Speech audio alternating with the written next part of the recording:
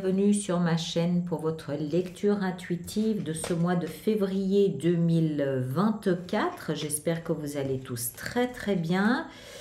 On est un peu à l'étroit, la décoration a un peu changé, c'est pas grave, on va repasser à quelque chose de différent le mois prochain, vous verrez. On va essayer de s'organiser ici, c'est un peu serré, mais ça va aller, vous allez voir. Ok?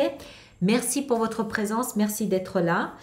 Alors, voyons voir ce que l'on a. Arcane majeur, on a le pape ici dans la position de ce qui va vous aider.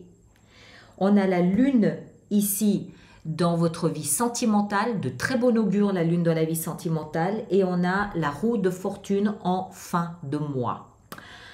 Épée, denier, bâton, coupe.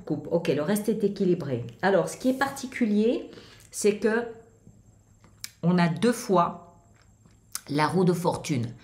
Roue de fortune, chiffre 10, la fin d'un cycle, le début d'un nouveau cycle. Placé sous le signe du hasard, placé sous le signe de la chance. C'est la grande roue de la vie qui vient ici se positionner, qui vient en fait vous mettre là où votre destin est écrit, là où en fait votre histoire est écrite, là où vous êtes censé être. On dit hasard parce que nous, on s'y attend pas. On voit, tiens, mais c'est bizarre, il y a quelque chose là qui se positionne. Et en fait, on comprend après coup que c'est pas du tout le hasard, c'est le destin. D'accord? Ça devait se faire comme ça. Ça se fait quelquefois, souvent malgré soi. Alors, ce qui est particulier ici pour vous, c'est que vous l'avez à la fin du mois de février, mais vous l'avez également comme énergie de l'extérieur qui vient vous influencer ce mois de février. En d'autres termes, février, vous n'êtes pas aux commandes. C'est votre destin qui est en train de s'écrire ce mois de février. D'accord? Ça devait être comme ça. C'est la vie qui dit, moi, petit taureau, je te place ici, comme ça, avec tel ou tel événement, parce que c'était écrit comme ça. Et charge à vous de vous dépatouiller avec tout ça, charge à vous de trouver votre chemin là au milieu. Mais gardez toujours qu'en arrière-plan, il y a cette notion de chance. Parce que la roue de fortune, elle est associée à Jupiter. Donc, il y a une notion de chance ici. On continue. Vous, votre énergie, on a la 3 de denier et on a le roi d'épée. Alors, ça peut vouloir dire beaucoup de choses. D'abord, le roi d'épée, c'est un personnage très cérébral, mental, intellectuel, qui est soit dans l'analyse, soit dans la communication écrite ou verbale. De ce fait, ça peut être un avocat, ça peut être un patron, ça peut être un médecin, ça peut être un juge, quelqu'un comme ça. Ça peut aussi être vous. Ce qui voudrait dire que ce mois de février, vous êtes très cérébral. D'accord? Avec ça, on a la 3 de denier qui, elle, nous parle du fait de faire appel à un expert. Soit c'est vous, c'est le parfait alignement corps, âme, esprit, ce dont je doute. Moi, j'y vois plutôt, je ressens plutôt l'interprétation de faire appel à un expert dans son domaine, une tierce personne. Il y a quelqu'un qui amène son savoir, il y a quelqu'un qui amène son expertise, il y a quelqu'un qui amène une compétence qui a de la valeur pour nous aider à trouver un équilibre. Et il serait là. Elle serait là la notion de cérébral, elle serait là la notion de communication ou d'analyse ou d'échange. D'accord? Donc, soit vous êtes appelé comme expert quelque part, vous apportez avec ça votre faculté à communiquer, soit vous faites appel vous-même à quelqu'un d'extérieur pour un petit peu vous éclaircir, vous apporter une expertise dans un domaine ou dans un autre. Ce que vous voulez le plus, c'est trouver un équilibre. Vous avez des éléments là ce mois de février qui vous obligent à un petit peu jongler. Un moment, c'est ça qui est important. 2 semaines après, c'est ça qui est important. Et vous essayez comme ça de maintenir un équilibre dans ce que vous avez, dans ce que vous considérez avoir de la valeur pour vous dans votre vie, en tout cas en ce mois de février. C'était peut-être différent en janvier, ce sera peut-être différent en mars, mais ce mois de février, vous devez jongler peut-être avec de l'argent, avec des ressources, peut-être avec du patrimoine, peut-être avec des contrats, peut-être avec des amitiés que vous valorisez, des éléments auxquels vous donnez de l'importance, vous devez un petit peu conjuguer avec. Ce qui va vous aider, c'est le pape. La carte du pape, c'est, sauf erreur de ma part, la carte qui représente le signe du taureau que vous êtes. D'accord? Ce qui voudrait dire que ce qui va vous aider, c'est d'être fidèle à qui vous êtes. C'est de vous entendre, de vous respecter, de vous écouter, de vous honorer dans ce que vous avez de principes et de valeurs. Le pape, accessoirement, il nous parle de foi, il nous parle de confiance, il nous parle de longévité, il nous parle de s'installer dans le long terme, de pérennité, il nous parle de stabilité, c'est sûr comme du marbre. C'est ce qui va vous aider. Qu'est-ce qui représente pour vous la stabilité, la sécurité? Qu'est-ce qui représente pour vous, qu'est-ce qui est important à votre cœur? Qu'est-ce qui représente pour vous la pérennité? Interrogez-vous peut-être sur ces éléments-là, quoique c'est peut-être ce que vous allez chercher ici par le biais de cette expertise, mais sachez que ces éléments qui font que vous êtes dans quelque chose de stable et de pérenne sont dans la position de ce qui va vous aider. Vous accrochez peut-être à quelque chose que vous, je ne sais pas, je vais dire n'importe quoi, ma maison, pour moi, les 4 murs de ma maison, c'est quelque chose, c'est un endroit où je me sens en sécurité, c'est quelque chose qui est important à mon cœur. Vous agrippez ou restez à la maison plus souvent que d'habitude, ça va peut-être vous aider à trouver une forme d'équilibre, une forme de stabilité et vous aider à traverser cette période du mois de février. Le défi, le valet de bâton. Les valets sont quelque chose de jeune, de naissant, embryonnaire. Ça peut être un événement, ça peut être une idée, ça peut être un contact, ça peut être aussi un personnage jeune, quelque chose qui se met en place. On est dans le défi. Le défi, c'est le bâton, c'est-à-dire le côté enthousiasmant, le côté joie, le côté bonheur, le côté passion, le côté créatif. Alors, est-ce qu'il y a un nouveau projet qui nécessite que vous soyez plus vigilant à des avis extérieurs ou que vous hésitez, voilà. C'est possible qu'il y ait un nouveau projet. C'est possible qu'il y ait un personnage qui vient d'entrer dans votre vie aussi, qui peut représenter ce côté très jovial, très presque adolescent. Ça peut être un adolescent qui est dans la position du défi parce que peut-être que ça vous met au défi de reconsidérer qui vous êtes ou votre existence ou je ne sais pas quoi. Mais ce valet de bâton, il peut aussi accessoirement représenter votre enfant intérieur. Et là, on vient interroger du coup, qu'est-ce qui peut vous rendre joyeux? Qu'est-ce qui anime et illumine vos journées? Où se cache votre joie de vivre? D'accord? C'est peut-être là aussi, par le biais d'une psychanalyse, qu'on cherche à comprendre qui on est, à décortiquer les secrets de notre enfant intérieur pour un petit peu s'épanouir, s'émanciper. C'est possible. Pour chacun, ça va être différent. Donc, vous le placez vraiment en fonction de ce que vous vivez et ne prenez que ce qui résonne pour vous, hein, bien évidemment. Allez, on continue. Vie sentimentale, on a la lune, arcane majeur. La lune, c'est quoi? La lune, elle est opposée au soleil.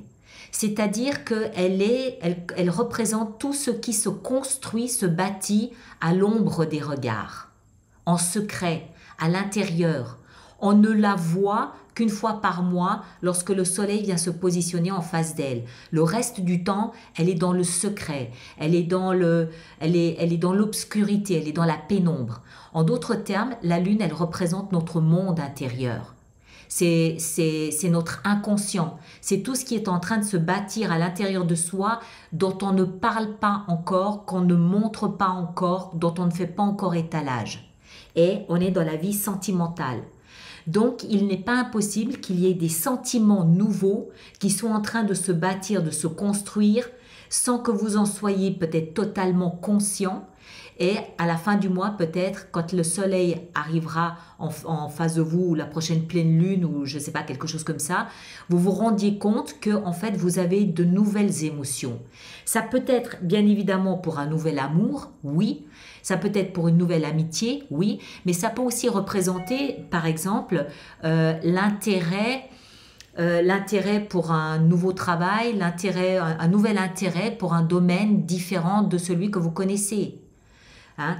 On est vraiment dans le domaine des émotions. Elles sont en train de se construire à l'abri de votre conscient jusqu'au moment où quelque chose va venir les révéler. Néanmoins, c'est dans la vie sentimentale. Donc, a priori, un amour naissant, c'est pas impossible. Ou un intérêt tout au moins naissant pour quelque chose ou quelqu'un.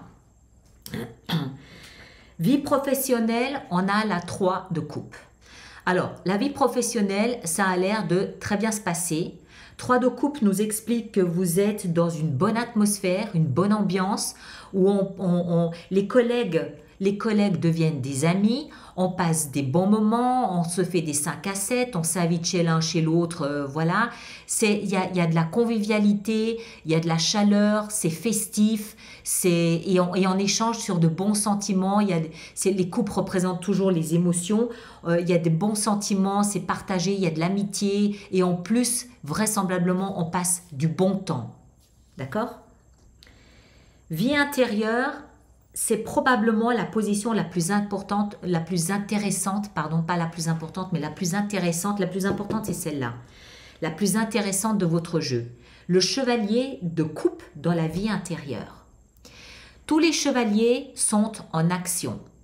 D'accord ? Lui, il est sur un cheval blanc, la pureté, et on voit que le cheval, il est en marche. Donc, il y a une action que vous entreprenez vis-à-vis de l'intérieur. On l'a vu que visiblement, il y a des émotions qui sont en train de se construire, de se bâtir. Il y a peut-être l'enfant intérieur qui se manifeste ou tout au moins quelque chose de nouveau dans la joie qui essaie de se manifester. Et vous comprenez que là où vous trouvez votre foi, votre confiance, c'est quelque chose qui peut se montrer pérenne et c'est quelque chose surtout qui vous aide. Le chevalier de coupe, il symbolise une action que vous entreprenez vis-à-vis de vous-même en termes d'émotion. En d'autres termes, ça veut dire quoi? Ça veut dire que vous allez peut-être à la rencontre de vos propres émotions. Vous faites ça de vous à vous-même. Vous n'êtes pas obligé de l'étaler, quoique ça, encore une fois, ça peut vouloir dire que vous êtes en pleine psychanalyse aussi. Hein. Pour moi, ça veut dire que vous allez à la rencontre des parties sensibles de qui vous êtes, comme l'enfant intérieur. Vous allez à la rencontre des parties blessées, meurtries de vous-même. Vous allez à la rencontre de votre cœur et de ce qui s'y trouve. Il n'est pas exclu que vous alliez vous présenter des excuses à vous-même pour peut-être vous avoir négligé à un moment donné, pour peut-être vous avoir heurté à un moment donné, peut-être que vous vous êtes fait violence à un moment donné. C'est comme si vous alliez voir toutes ces parties fragiles de qui vous êtes en vous disant à vous-même, en disant à ces parties-là, comme l'enfant intérieur, « Pardonne-moi de t'avoir ignoré pendant tout ce temps. J'ignorais l'importance que tu avais dans l'équilibre de ma vie. » D'accord? Ça peut être quelque chose comme ça. Ça peut nous parler d'une thérapie, d'une très belle thérapie que vous entreprenez. Et en fin de mois, roue de fortune, la grande roue de la vie qui tourne en votre faveur, notion de chance, Jupiter, je vous le rappelle. Vous êtes face à votre destin et il y a cette notion de, ok, on donne un grand tour de manivelle à l'histoire de sa vie. Ça va nous positionner, nous placer dans quelque chose de différent pour le mois de mars. D'accord? Ça peut être une belle thérapie que vous êtes en train de suivre, avec une psychothérapie ici ou une psychanalyse, je ne sais pas. Ça peut être quelque chose de totalement différent. Ça peut être le développement d'une belle histoire d'amour. Mais c'est peut-être surtout une belle histoire d'amour avec vous-même. Une belle histoire de réconciliation avec vous-même. D'accord? Vous placez dans ce que vous vivez, vous adaptez en fonction de ce que vous vivez. Hein? Ok? Allez, on va faire notre extension avec tout ça. Donc, tous ceux pour qui cette lecture fait résonance, je vous rappelle qu'il existe une extension, un approfondissement de cette lecture qui se trouve dans la boutique alice-nicolas.com. Et tous ceux qui vont régulièrement acheter des extensions, je vous rappelle qu'il existe un programme d'abonnement aux extensions nettement plus avantageux pour vous. Toutes les infos sont dans la rubrique abonnement du site internet. Allez, on est parti. Roue de fortune, qu'est-ce qu'on a avec cette roue de fortune? On a le chevalier de bâton. Très bien, ça me va. Ici en haut, avec ce roi d'épée et la 3 de denier, on a l'empereur. Magnifique. Magnifique, très bien. Ici, avec la 2 de denier et cette notion de jongler, on a la tempérance. Qu'est-ce que je vous disais? Excellent, la tempérance là aussi. Le pape, dans ce qui va vous aider, nous avons la 7 de coupe, très bien. Ici, le valet de bâton, dans le défi qu'est le vôtre, on a la 9 de bâton. La vie sentimentale avec la lune, nous avons la reine de coupe, superbe. Beaucoup d'émotions. Ici, dans la vie professionnelle avec la 3 de coupe, 7 de bâton. Très bien. Vous avez 2 fois le chiffre 7. Hein. Peut-être que le 7 février est un jour important. Ici, dans la vie intérieure, on a le chevalier de denier. 2 chevaliers dans la vie intérieure. Et en fin de mois, avec la roue de fortune, nous avons la reine d'épée. Très bien, ça me va. Et vous avez 2 reines aussi. Voilà mes chers. Alors, ceux qui me rejoignent pour l'extension, le lien est dans la boîte de dialogue là-dessous. Je vous invite à aller consulter votre signe ascendant, votre signe lunaire. Vous faites une synthèse des 3 lectures, vous aurez quelque chose de plus personnalisé, hein, avec des réponses différentes. Et puis, moi, je vous demande, s'il vous plaît, de bien vouloir laisser vos commentaires sur YouTube pour les autres personnes du signe du Taureau. C'est toujours utile. Donc, merci pour vous, à vous de le faire pour les autres. Et merci également de partager et de liker. Ça, c'est important pour moi. D'accord? Prenez un grand soin de vous et on se retrouve très bientôt. Merci beaucoup.